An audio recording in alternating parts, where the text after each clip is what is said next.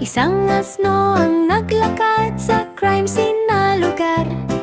May hawak na magnifying glass sa kanyang kamay. Mga bakas ng paa sa alikabok at kulay abo, sa makukulay na bukirin na malayo sa mundo. Ang kanyang mata ay nakatutok at seryoso, habang mga clue ay nakakalat sa dayami at damo.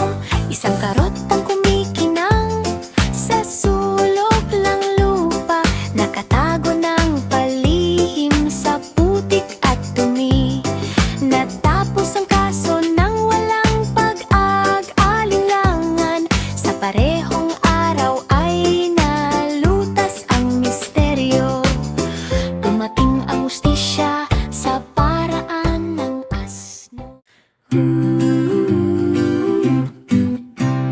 Isang matabang tuta sa kubirta, may bilugang mata na puno ng sigla. Makukulay na alon sa malawak na dagat, habang barko ay lumulutang sa ulap. Umikot ang barko sa alon na malakas, habang si Aguls ay sumasabay sa galak. Maliit na paa ang suot na sombrero, ang buong crew ay masayang totoo.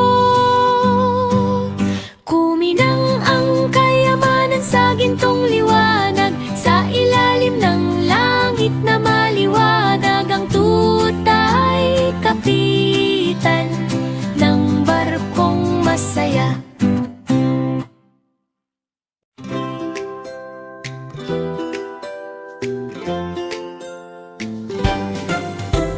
Isang matabang panda sa gubat na luntian, may bambugon na hawak ng mainggan.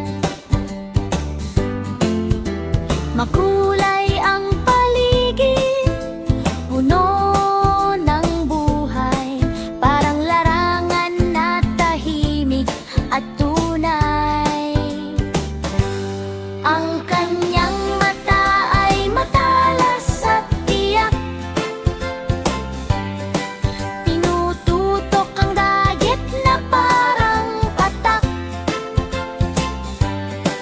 Mga puno ng kawayan ay sumasayaw, habang tahimik siyang gumagalaw. Pop! Tumama ang target sa hangin, ngumiti ang panda at yumuko ng mahinahon. Nagdiwang ang gubat sa mahinang sigaw.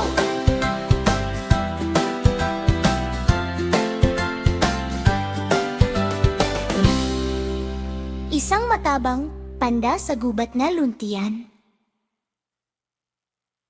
Ang batang penguin ay sumakay sa pating, sa ibabaw ng alon na malawak at madilim. Siya ay sumisid at tumalon sa hangin, habang dagat ay kumikinang sa mahiwagang ningning.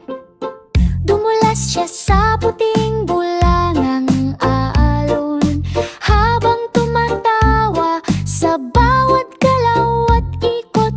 Nakipagkarera siya sa mga balyena sa dagat, habang maligayang tunog ay sumasabay sa hangin. Ang dagat ay naging maliwanag at masaya, habang penguin ay kumakaway sa malayo. Isang serfin na paglalakbay na may kislap ng saya.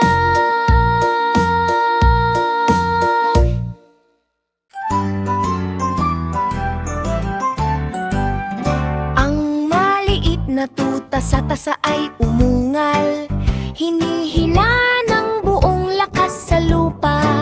Sinubukan ng bulldozer na lumaban pa, ngunit ang tuta ay hindi bumitaw. Kahit kailan ang lubid ay humigpit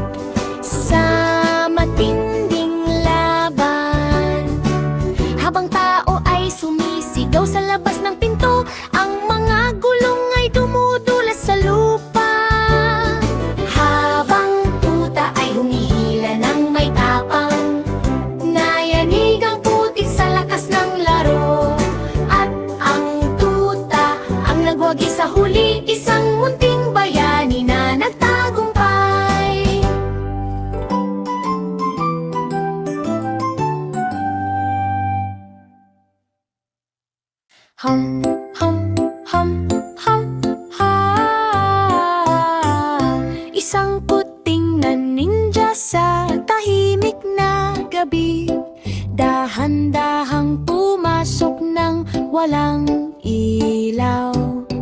Ang dragon ay mahimbing na natutulog, habang diamante ay kumikinang sa dilim.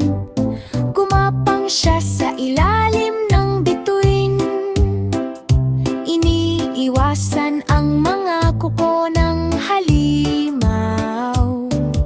Kinuha niya ang hiyayas ng may bilis at tumakbo palayo ng walang ingay.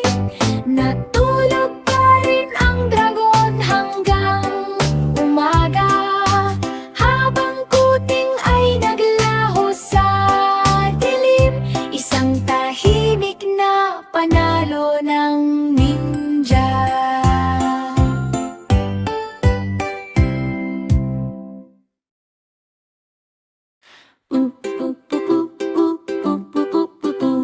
Isang batang elepante na malaki, ngunit mabae. May trung na sumasayaw sa bawat galaw. Tumulong siya kay Lola sa loob ng bahay, sa makukulay na nayon na puno ng buhay. Nag-ingay ang pinggan sa bola ng sabon, habang tubig ay kumikinang na parang alon. Ang mga bahay ay kumikislap sa ginto, habang sabay silang nagtatawanan sa loob. Ang kanyang mata ay puno ng malasakit, habang mga plato ay nagiging malinis. Ang pagmamahal ay lumulutang sa hangin.